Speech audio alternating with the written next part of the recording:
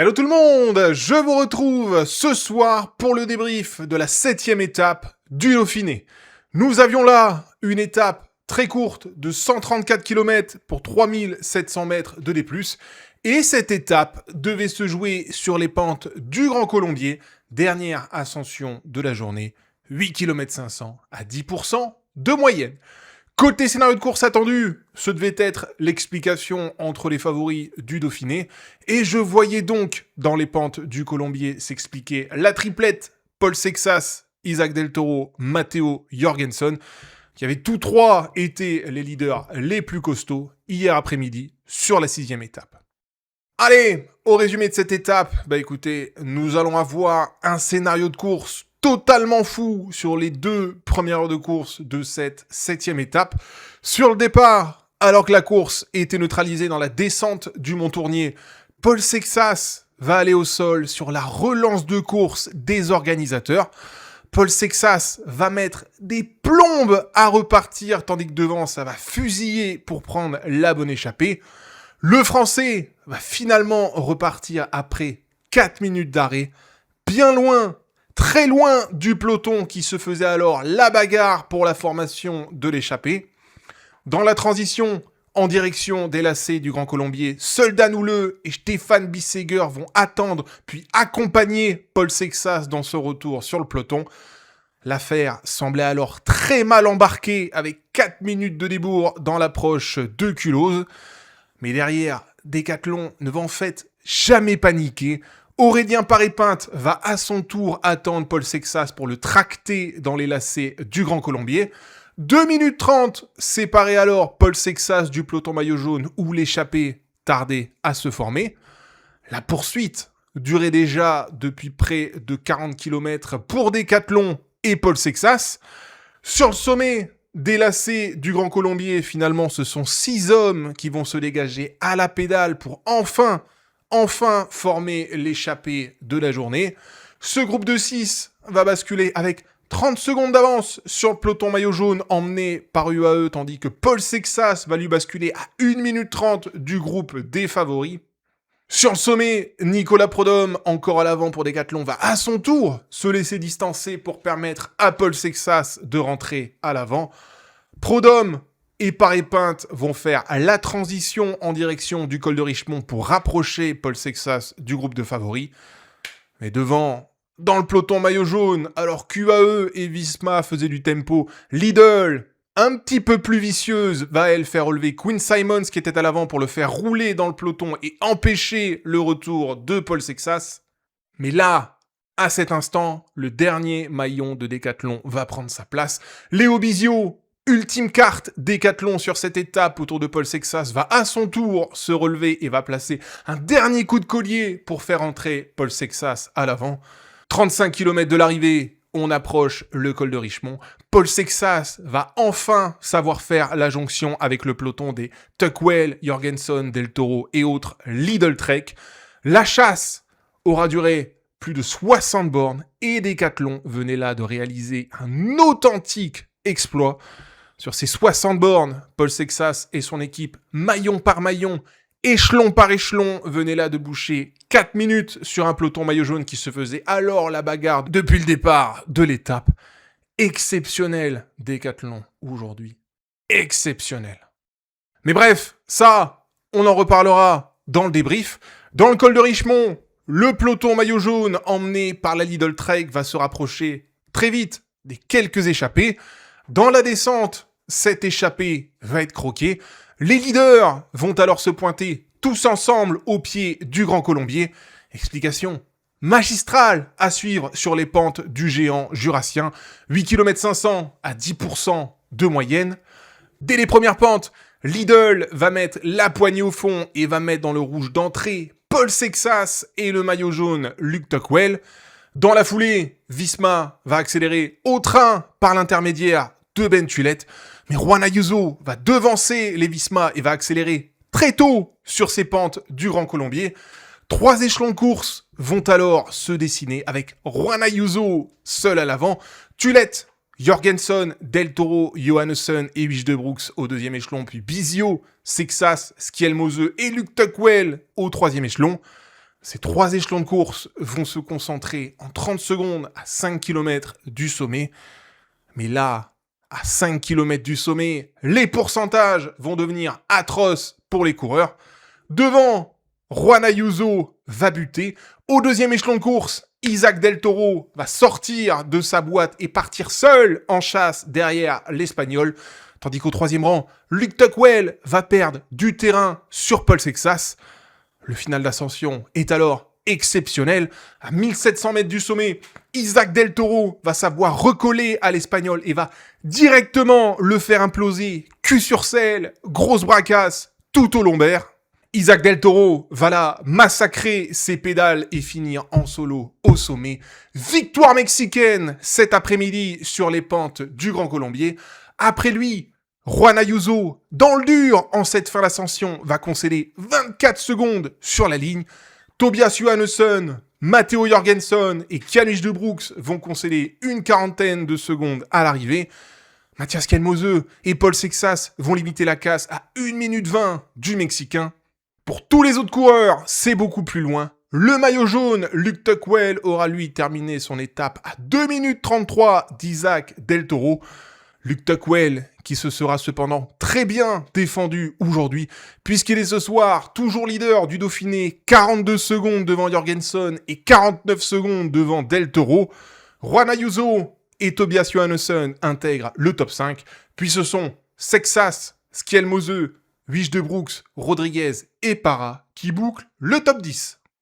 Bon, comment débriefer encore une fois une étape aussi lunaire dans son scénario? On va faire dans l'ordre, on va commencer par rendre hommage au vainqueur du jour qui aura su faire preuve d'une lucidité, d'un contrôle et d'une force remarquable dans les pentes du Colombier. Isaac Del Toro, qui aura fait rouler aujourd'hui ses hommes dans les lacets du Grand Colombier avant de laisser Visma puis Lidl s'énerver dans l'approche du dernier talus. Dans le Grand Colombier, Isaac Del Toro se sera greffé au train de Matteo Jorgensen, laissant à Juan Ayuso le soin de se plomber avant même les parties difficiles du Grand Colombier. 4 km 300, Isaac Del Toro règle le compteur et met enfin les watts. Merci Ben Tulette et merci Matteo Jorgensen pour les travaux. Un peu plus haut, on retombe sur Juan Ayuso. On ne se précipite pas pour rentrer sur l'Espagnol. On refait du jus avant de le limer proprement. 1 km 700, jonction, projection. On ne laisse pas le temps à Juan Ayuso de se refaire une santé. Là, l'accélération assise au lombaire, elle est proprement inouïe à l'endroit du Mexicain. On sape Juan Ayuso dans la tête plus que dans les jambes. On finit très fort l'ascension du Grand Colombier. On se relève peut-être un poil trop tôt sur la ligne. Mais ce soir, on n'est pas maillot jaune du Dauphiné. On n'aura pas le poids de la course demain sur les épaules.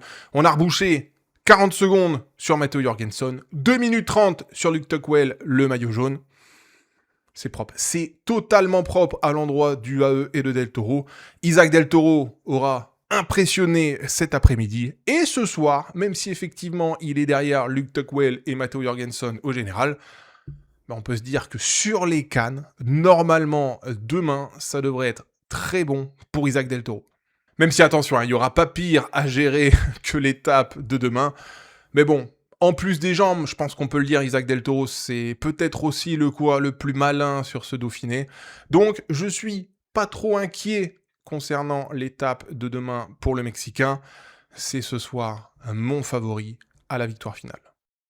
Bon, après lui, Juan Ayuso aura réalisé une performance très solide aujourd'hui, même si l'Espagnol se sera enflammé beaucoup trop tôt sur les premières pentes du Grand Colombier. Quand je l'ai vu partir à 7 km du sommet, je me suis dit « Mais il va où là le petit Juan Ayuso sans son cartable et sans son goûter alors qu'il était dans le dur sur la 6e étape d'hier ?»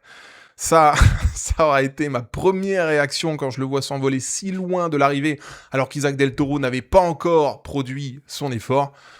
Mais bon, à la fin, force est de constater que Juan Ayuso se sera super bien comporté aujourd'hui, malgré la précipitation dès les premières pentes du Grand Colombier. 2e de l'étape et 4e du général ce soir, franchement, c'était pas attendu à l'endroit de l'Espagnol de Lidl Trek. Donc, c'est quand même très propre ce soir, et je pense qu'il peut voir désormais plus haut demain après-midi avec comme objectif le podium dans le viseur. Derrière ces deux gars, Isaac Del Toro, Juan Ayuso, Tobias Johannesson, Matteo Jorgensen et Kianush De Broek s'en seront admirablement bien sortis aujourd'hui. Matteo Jorgensen, qui factuellement ne s'occupe que de son tempo sur ce Dauphiné et qui fait jusqu'ici des merveilles puisqu'il est ce soir le mieux placé au général de l'ensemble des favoris au départ de ce Dauphiné. Le retour d'Isaac Del Toro dans son rétroviseur au classement général, bien sûr que c'est un problème pour Matteo Jorgensen, mais franchement, depuis le début de la semaine, moi je trouve que l'Américain a pour l'instant maximisé son Dauphiné en termes de gains et de perte de temps.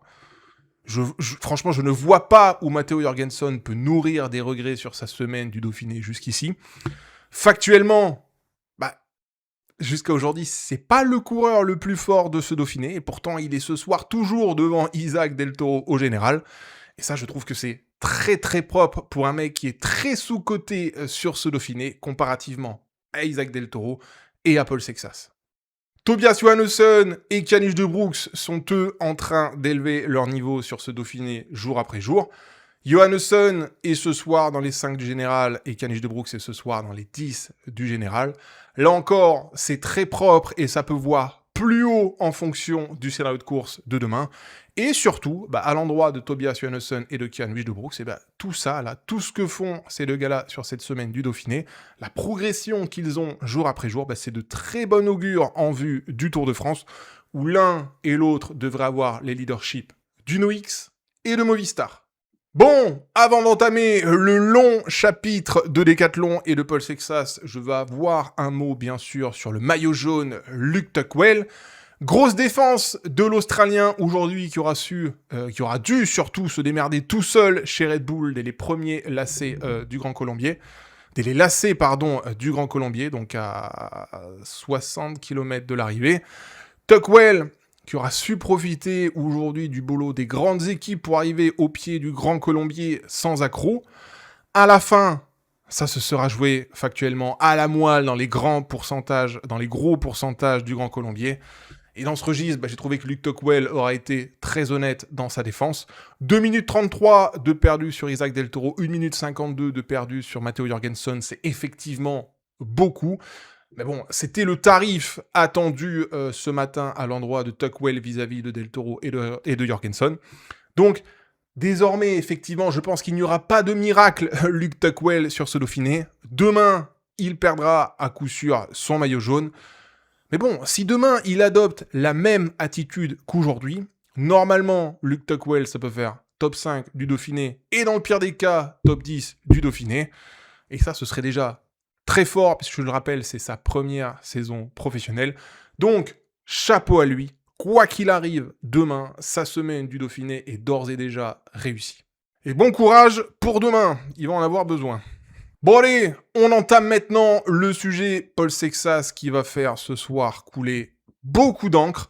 Paul Sexas qui sera tombé en début d'étape à la relance du peloton après la partie neutralisée par les organisateurs. Vilaine chute, très vilaine chute qui lui aura coûté énormément aujourd'hui. Mais je vais être très transparent avec vous.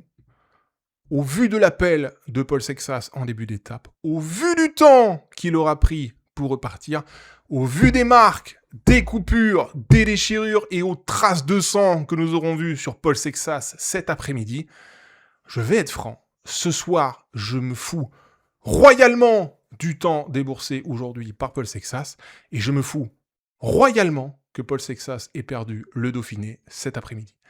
Ça aurait pu être bien pire. Ça aurait pu être bien pire. Et pourtant, à la fin, ça repart quand même après 4 minutes d'arrêt.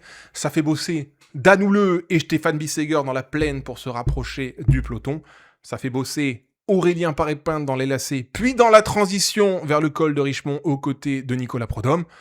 Quand Quinn Simons se relève pour rouler dans le peloton à l'endroit de Lidl, là, Léo Bizio prend tout de suite la consigne d'attendre Paul Sexas pour mettre le dernier coup de collier.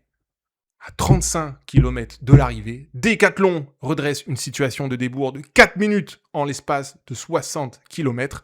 À la fin, Léo Bizio fait tout ce qu'il peut pour accompagner Paul Sexas dans le Grand Colombier. Paul Sexas se dépouille se dépouille, se tue sur le vélo pour concéder un minimum de temps à l'arrivée. Bilan, Paul Sexas est ce soir 7e de l'étape à 1,21 de Del Toro et 6e du général à 1 minute 44 de Luke Tuckwell. Ce qu'auront réalisé les coureurs Décathlon aujourd'hui, c'est une masterclass. Je ne galvaude pas le mot. C'est une masterclass de calme, d'organisation, de cohésion, d'entente et de travail. Là, je vous le dis, une équipe est née sur cette 7e étape du Dauphiné. À la chute de Paul Sexas, on aurait pu jeter l'éponge.